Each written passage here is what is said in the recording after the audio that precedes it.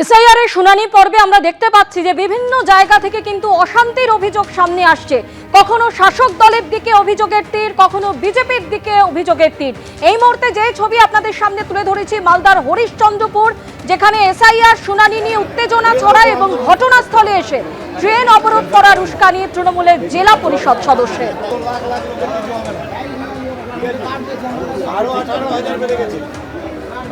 আজকে রাত্রে ঢুকেছে আমাদের 2 লাখ আন্দোলন যারা করেছে। একদিকে যখন মালদায় এই ছবি, তখন ভাঙড়ে বিএলওদের বিক্ষোভে একেবারে তুলকালাম পরিস্থিতি তৈরি হয়।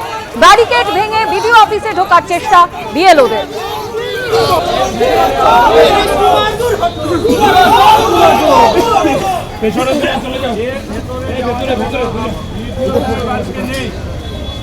ওদিকে সর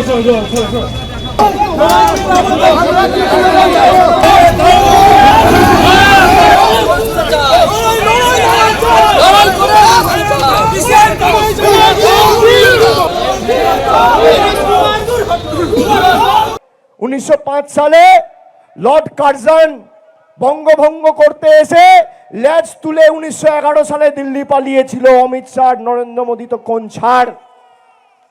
যারা বঙ্গভঙ্গ করতে পারেনি তারা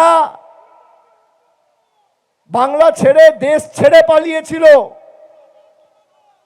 আর আমরা আর যাই হোক বশ্যতা স্বীকার করব না। প্রয়োজনে দেব মোরা এক নদী রক্ত, হোক না পথের বাঁধা প্রস্তুর শক্ত। অবিরাম লড়াইয়ের চির সংঘর্ষে একদিন সে পাহাড় টলবেই, মানুষের সংগ্রাম চলবেই।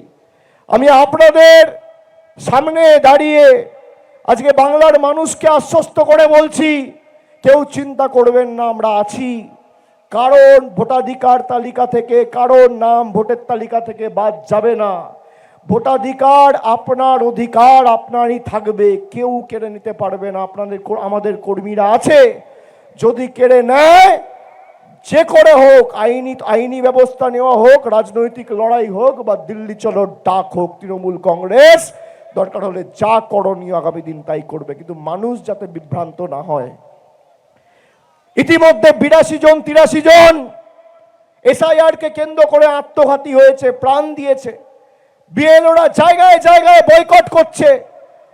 অমানবিক কাজের চাপ হঠাৎ করে বলে দিচ্ছে লজিক্যাল ডিসক্রিপেন্সির নামে আজকে এই বুথে 300 নাম গিয়ে যাচাই করে এসো। ভাই মানুষ তো নাকি না মেশিন? একটা মানুষকে হঠাৎ করে কোনো প্রশিক্ষণ ছাড়া, কোনো ট্রেনিং ছাড়া, কোনো সুযোগ সুবিধা ছাড়া বলে দিচ্ছ 300 নাম যাচাই করে এসো। দিল্লির বাবাদের চাকর আমাদের কি পেয়েছে? তারা বিভিন্ন জায়গায় বয়কট করছে। তারা তো মানুষ। যেটা 2 বছরে করা উচিত গায়ের জোরে 2 মাসে করতে চায়। বাংলার জন্য নিয়ম আলাদা, গুজরাটের জন্য নিয়ম আলাদা। আমাদের বাংলাদেশি বলতো, আর 4 কোটি ভারতীয়র নাম বাদ গেছে উত্তরপ্রদেশ থেকে, তাহলে রোহিঙ্গা আর বাংলাদেশি কোথায় থাকে?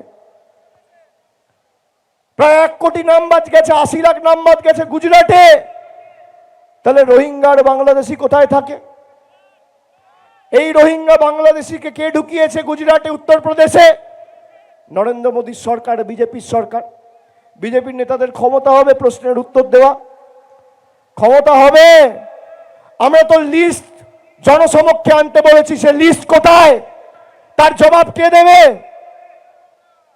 আর যারা বুথে লড়াই করেন, আপনাদের লড়াই, আপনাদের সংগ্রাম, আপনাদের হার না মানার মানসিকতার কারণেই কিন্তু আজকে মামাটি মানুষের সরকার 3য়বার প্রতিষ্ঠা হয়েছে। আমি আপনাদের বলবো, মানুষকে বোঝানোর দায়িত্ব তৃণমূলের নেতাদের নয়, তৃণমূলের কর্মীদের। কর্মীরা দলের সম্পদ। মমতা বন্দ্যোপাধ্যায় থাকতেই যে এনআরসি করবে বলেছিল, পেরেছে? ভারতবর্ষের স্বরাষ্ট্রমন্ত্রীর নাম যদি অমিত শাহ হয়, বাংলার স্বরাষ্ট্রমন্ত্রীর নাম মমতা বন্দ্যোপাধ্যায়।